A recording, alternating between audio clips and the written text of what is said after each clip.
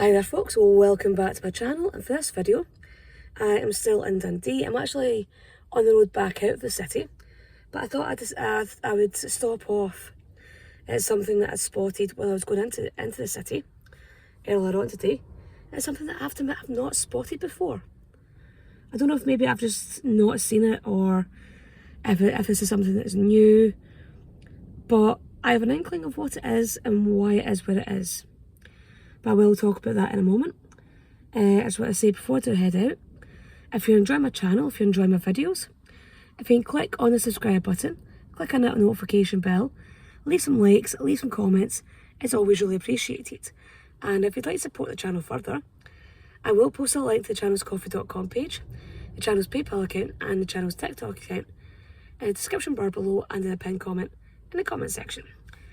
So with that out the road, I'm going to grab my things, head on out, and actually tell you what I'm going to be visiting. Yeah, it's quite blustery just now, so the hair's tied back, the clip-on mic's on, so hopefully you can hear what I'm saying. But what I'm going to be talking about is in relation to that bridge over there. That's the Tay Rail Bridge. That's the one that people come across when they're coming into Dundee from Fife or from Edinburgh, or for heading south into Fife and towards Edinburgh. But that's not the original Tay Rail Bridge, because the original one collapsed during a storm. I think it's back in 1820, and it was the subject for a poem written by someone called William McGonagall, who has claimed to fame of being the worst poet ever. And so he wrote a poem about the Tay Bridge disaster, and the supports for the original bridge are still there. You won't be able to see them just now because it is high tide just now, so the river's fairly high. But I'm sort of trying to find a way in so I can show you what I've come here to see. So there's these wee gaps in the wall that take you onto the wee walkway that goes along the Tay. So that's heading west that way, so that's heading inland, and the Firth of Tay's along that way, and you can just make out what I've come to see. But I'll give you a closer look of the bridge.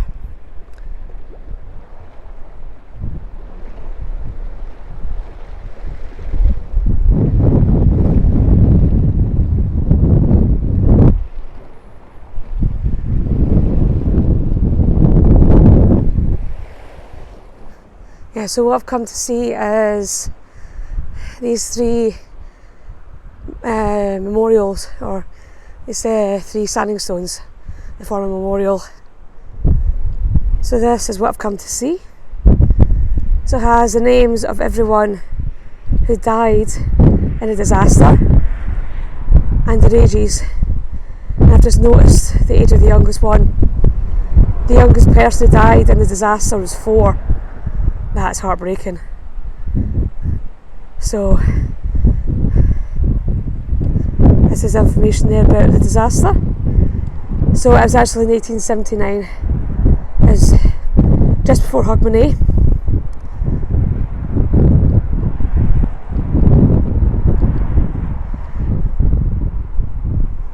And there were no survivors. So the section that have collapsed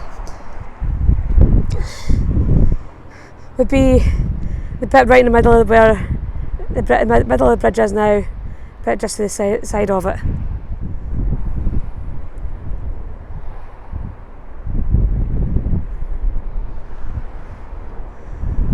And that's an illustration of what happened. Obviously people going out in boats to try and rescue anyone, but there wasn't anyone to rescue.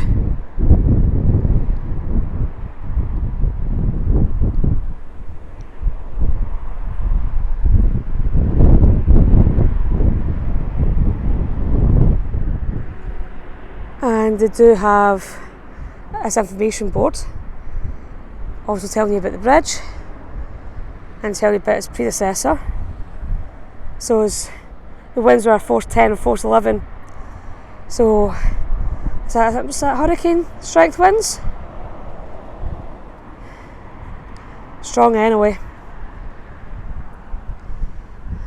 And that's an excerpt from McGonagall's poem.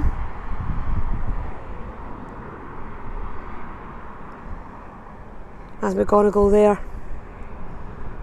Well, that's it back at the car. Okay, that's quite sobering to actually stand and visit and get a look at a memorial, especially when you realise how young some of the victims actually were. Because I think it was like 4 was the youngest, then it was 6 and 8 were the next two. I think the one that was 6 and one that was 8 they were brothers. I think their dad actually died in the disaster with them. So it's definitely puts it into perspective.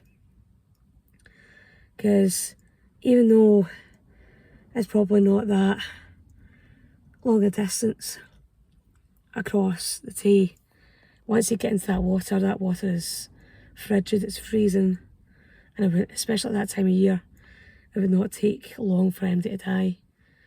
But definitely does put things into perspective. But it's one of those good places that it makes you kind of stop and think and just take a moment and just appreciate the fact that, yeah, rail travel is like so much safer now.